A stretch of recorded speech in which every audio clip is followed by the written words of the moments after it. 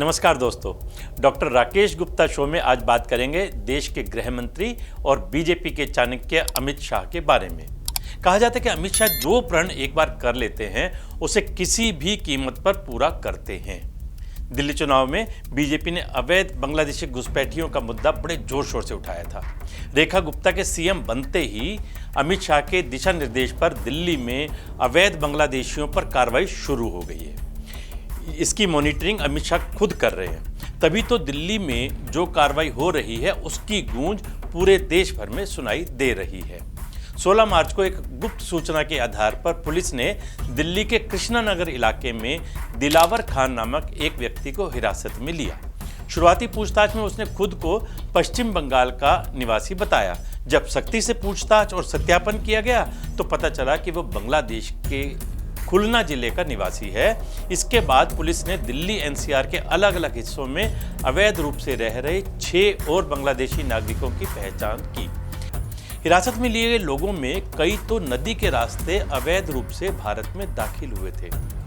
Police उपायुक्त अभिषेक धानिया ने कहा वे दिल्ली और गाजियाबाद में विभिन्न स्थानों पर रह रहे थे। विदेशी क्षेत्रीय पंजीकरण कार्यालय की सहायता से उनके निर्वासन की यानी उन्हें डिपोर्ट करने की प्रक्रिया शुरू हो गई है। अवैध प्रवासियों के खिलाफ चल रहा अभियान पिछले दिसंबर में शुरू किया गया था, लेकिन फरवरी में केंद्रीय गृह मंत्री अमित शाह और दिल्ली की मुख्यमंत्री रेखा गुप्ता की बैठक के बाद पुलिस ने अपनी कार्रवाई तेज कर दी। दिल्ली पुलिस की सख्ती के बाद आरके पुरम थाना पुलिस की टीम ने इलाके में कबाड़ खरीदने के लिए घूम रहे एक अवैध बांग्लादेशी को पकड़ा। आरोपी ने 2022 में घुसपैठ की थी। वो कलकत्ता से ट्रेन के जरिए दिल्ली पहुंचा था और पुलिस से बचने के लिए वो लगातार ठिकाने बदल रहा था। अब पुलिस आरोपी को विदेशी क्षेत्रीय पंजीकरण कार्यालय के जरिए वापस बांग्लादेश भेज रही है। इस मामले में दक्षिण पश्चिम जिला पुलिस उपायुक्त सुरेंद्र चौधरी ने बताया कि 13 मार्च को आरके पुरम थाना पुलिस की टीम को सूचना मिली कि मोहम्मदपुर गांव में एक संदिग्ध व्यक्ति बाजार से स्क्रैप खरीदने के लिए घूम रहा है। टीम ने मौके पर पहुंचकर उसे पकड़ लिया। दिल्ली पुलिस की यह कार्रवाई एक हाई लेवल मीटिंग के बाद शुरू हुई है। अमित शाह ने 28 फरवरी को दिल्ली में सुरक्षा व्यवस्था समेत कई मुद्दों को लेकर बैठक की थी। बैठक में दिल्ली के सीएम रेखा गुप्ता समेत मंत्री आशीष सूद, दिल्ली पुलिस आयुक्त संजय अरोड़ा और कई वरिष्ठ अधिकारी शामिल हुए थे।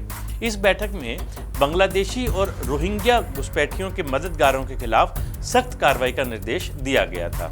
वास्तव में ये राष्ट्रीय सुरक्षा का मुद्दा है और इससे सख्ती से निपटा जाना चाहिए और इस काम में मदद करने वाले पूरे नेटवर्क के खिलाफ सख्त कार्रवाई की जानी चाहिए।